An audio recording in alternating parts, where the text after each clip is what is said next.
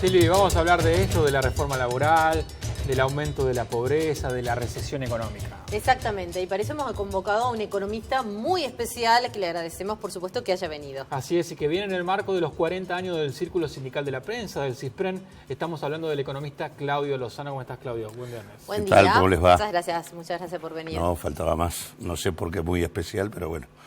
Economista muy especial. Bueno, estuve leyendo más o menos la mirada acerca de las cuestiones económicas que un economista tiene. heterodoxo. Claro, Heterodoxo. diferente al resto, digamos. es, Entonces una- es especial, lo hace especial. Es cierto, es cierto. Una mirada alternativa. Hay una invasión de ortodoxia en la profesión de la economía. Sí, claro, estuve viendo varios artículos y varias notas que le han hecho y tiene una mirada diferente, especial.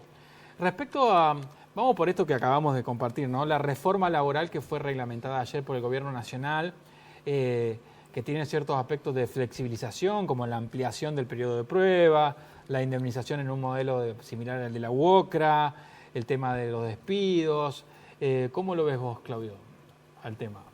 Bueno, primero sacar una fantasía que escuchaba que planteaba el representante de la Unión Industrial de Córdoba respecto a que con esto estamos facilitando la creación de empleo. Bueno, eso me dijo, a mí me tocó hacerle la nota y eso me dijo, el empleo, cuando yo le planteé estas cosas, de ahora en más, el empleo privado va a crecer. Me dijo. Claro, claro. Creo que hay una experiencia histórica en la Argentina. Esa argumentación es la argumentación que se esgrimió en los 90 y la verdad es que el proceso de flexibilización laboral que se hizo también en ese momento, lo único que produjo es el mantenimiento y la expansión del empleo irregular, informal, y en ningún caso el aumento del empleo formal. En realidad, la experiencia comparada en todos los países es que el empleo y su creación depende del nivel de actividad económica. Si la actividad económica no crece, la capacidad de generación de empleo tampoco. Por lo tanto, el debate de la Argentina sobre la generación de empleo es el debate sobre la recesión en la que nos encontramos. No es el debate de cómo desprotegemos al trabajador reduciendo los niveles de protección que la legislación laboral le generaba. Esa es la primer confusión que me parece importante. Después, bueno, digamos, resulta extraño decir vamos a mejorar el empleo en blanco cuando lo que se hace es digamos, eliminar todo el sistema de multas o de penalización sobre el empleo irregular. Acá lo que se hace es eximir a todas las empresas de las multas existentes por no haber registrado adecuadamente a los trabajadores y tras cartón. Después de eso, lo que se hace es extenderle la posibilidad del periodo de prueba, que también es una situación irregular para el trabajador. Y en tercer lugar, abrir la puerta al fondo de cese sobre un planteo muy complejo, que es el tema de decir, el trabajador individualmente, al momento de integrarse a la empresa, va a poder elegir si quiere estar en el marco del fondo de cese o en el sistema de indemnización existente. Sí. Es evidente que un trabajador cuando está buscando el empleo no está en la misma situación que el patrón, en tanto y en cuanto está en una situación de absoluta debilidad. Sí, a mí me hace acordar cuando... Entonces voy a elegir que en realidad me incorporo al fondo de cese, con lo cual además se abre también la cuestión de que a partir de ahí se abre un negocio financiero donde van a aportar los trabajadores para Pero se dice que son las nuevas AFJP que se vienen, ¿no? Exactamente. Entonces digo, acá hay mayor impunidad porque los empresarios van a poder tener empleo irregular sin la existencia de multas. Hay desprotección del trabajador. Totalmente. Totalmente. Y, digamos, por otro lado, no es esperable a partir de esto ningún tipo de efecto positivo en términos de creación de empleo. La creación de empleo se discute discutiendo la actividad económica y en ese sentido tenemos una política que ha venido profundizando la caída de la actividad económica en estos últimos 9 meses con el impacto que ustedes acaban de presentar, que es el aumento de la pobreza y sobre todo del hambre. El tema de la indigencia, ¿no? Claro. Sí, Yo recuerdo las campañas de la CTA, de la cual vos formás parte, junto con Víctor de Llenaro, históricos dirigentes de la CTA, la Central de Trabajadores Argentinos, las campañas contra el hambre, de allá por 2000, 2001, 2002, que después Dualde sacó el plan Jefes y Jefas. Hoy de vuelta estamos padeciendo casi el 20% de los argentinos, 2 de cada 10, hambre en nuestro país. Claro, es gravísimo. Lo primero, vos mencionaste una palabra cuando presentaste el tema que hablaste de salto. Y esto es lo que hay que entender. En realidad, la intervención de la política económica puesta en marcha por el gobierno de Milei, lo que ha producido es un nuevo escalón arriba respecto al que estábamos. Nosotros luego de la pandemia pasamos a un escalón que es el 40% de la población en situación de pobreza, que la experiencia del Frente de Todos no pudo modificar. Sí. Luego de la política aplicada por Milei, hoy estamos arriba del 50%. Pero si uno observa, la indigencia que estaba en torno al 8 o el 9, creció también. Creció al 18. Es muchísimo. O sea, en realidad hay un proceso de pauperización de la sociedad, pero empobrecimiento de los pobres. Uno tiene 6.200.000 pobres más que los que había y tiene 4.200.000 hambrientos dentro de esos 6.200.000. Pero lo vivimos a diario. 70% de los pibes menores de 18 años en situación de pobreza y 30% en situación de indigencia. Hay 2 millones de pibes más en situación de pobreza, pero esos 2 millones son indigentes, pasando hambre. Claro. O sea, empobrecimiento de los pobres, no solo pauperización de la sociedad, sino mayor empobrecimiento de quienes están sometidos en esa situación. Y en ese marco que usted está describiendo, ¿no? Y sobre todo con esta nueva ley de reforma laboral, y a mí me tocaba hacerle esta pregunta a quien es el representante de la Unión Industrial, que lo veía con buenos augurios, por supuesto, porque es la mirada del sector empresarial. Pero ¿cómo usted ve a un plazo del año que viene, digamos, el mercado laboral? O sea, aquellos que se quieren insertar en el mercado laboral, que están buscando trabajo, o quizá quienes no tienen tan corta edad y quienes han quedado desplazados del mercado laboral porque han sufrido despidos este año que ha sido bastante álgido. Mirá, lo que uno puede prever es un mercado laboral donde los niveles de precarización y de informalidad se mantengan o incrementen.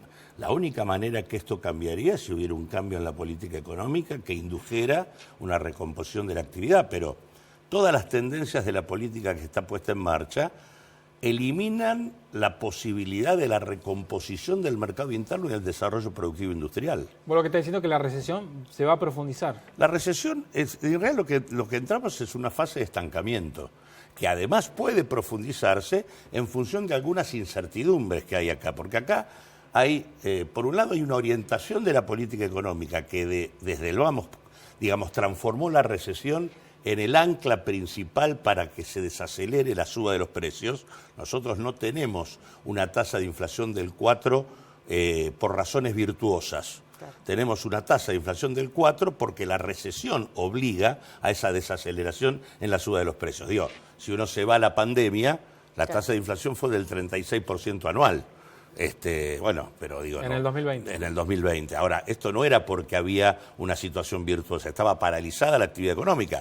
En el proceso de profundización de la recesión, uno llega a una inflación del 4, que en realidad es una barbaridad, porque una inflación del 4, cuando la actividad económica está postrada, es una inflación de prácticamente el 60% en términos anuales, es una locura. Entonces digo, en este sentido, lo único que puede alterar positivamente la posibilidad del mercado laboral es, digamos, una estrategia diferente en materia de política económica, que en realidad esta política lo que tiene es una orientación en donde lo que prima es dinamizar las actividades de carácter extractivo. Digamos, en realidad es una orientación de carácter primario, dominantemente. Todo, cuando uno mira el régimen de incentivos para las grandes inversiones, el foco está puesto allí. Bueno, Milei siempre habla del semáforo, ¿no? Y dentro de la recesión brutal, paralización de la actividad económica, hay algunos sectores que sí han mejorado su situación.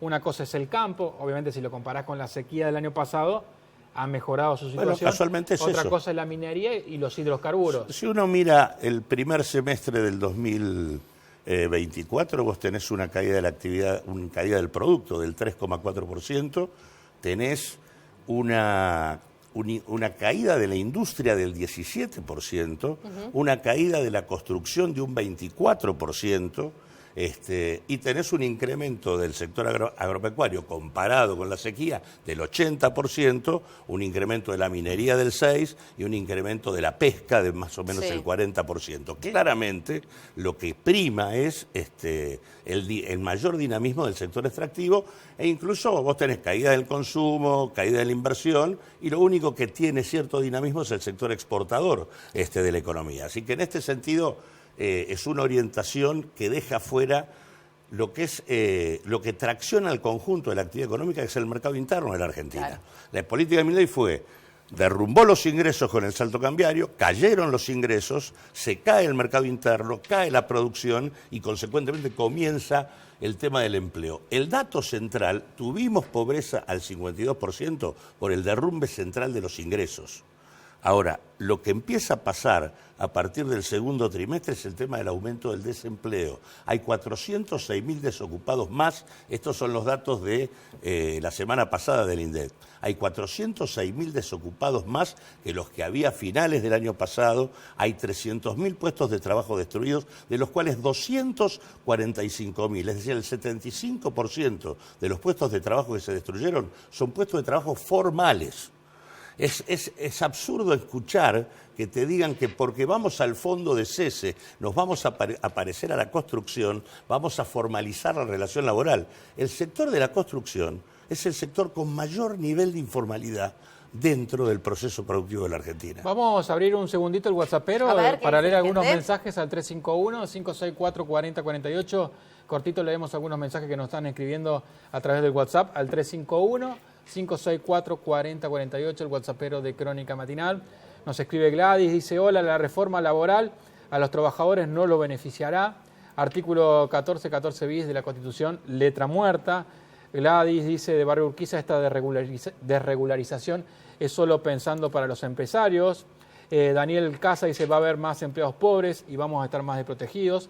Diego de Cofico dice algo totalmente lo contrario. Dice: hola, díganle a Claudio que 70 años de zurdo peronismo no trajeron hasta acá.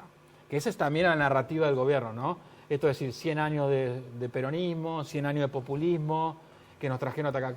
Para terminar, ¿qué se le puede decir a ello? ¿Qué mirada tenés? Yo entiendo que 100 años no es una línea histórica lineal, ¿no? No, yo creo que, no sé, se dicen muchas tonterías, ¿no? Si uno toma, digamos, desde mediados de la década del 70 para acá, estamos hablando de prácticamente 50 años donde lo que ha primado han sido las políticas que han tenido 4 características: apertura comercial y financiera de la Argentina, apertura comercial que destruyó el sector productivo industrial, apertura financiera que promovió niveles de endeudamiento brutales como los que tenemos, procesos de desregulación general del proceso económico, retiro del Estado de funciones esenciales y privatizaciones, concentración. Digo, por ahí él en esos 70 años se está incorporando, por ejemplo, a Menem. Claro.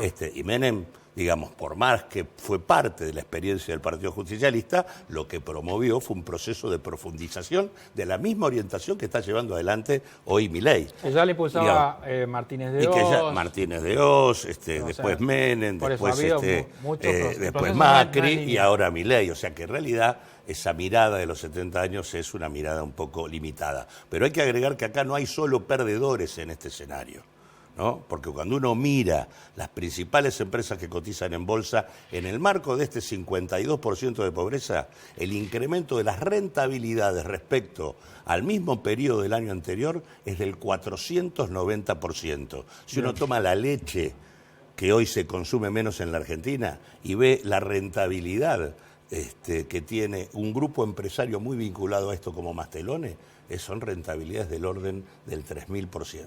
Claudio, siempre muy interesante escucharte.